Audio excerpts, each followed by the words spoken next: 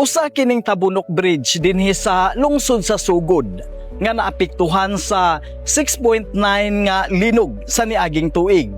Tungod sa mga liki sa taytayan, gipaniguro ni People's Governor Pamela Pam Baricuatro ang pagpatrabaho sa bridge.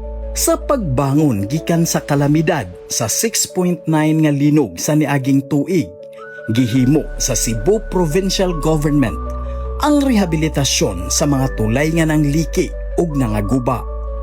Base sa Provincial Engineering Office, 94.2 milyones pesos ang budget sa rehabilitasyon sa mga tulay. Sa Poblacion Bridge 1 sa Borbon, adunay budget nga 38.9 milyones pesos.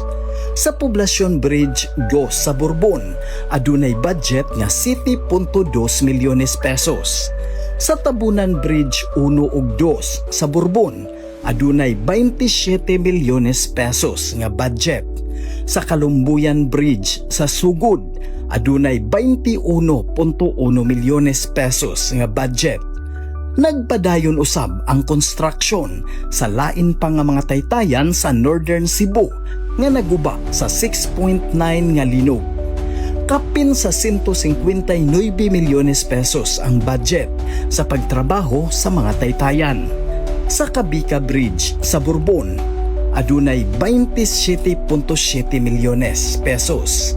Sa Kadaruhan Bridge sa Borbon, adunay 26.6 milyones pesos nga budget.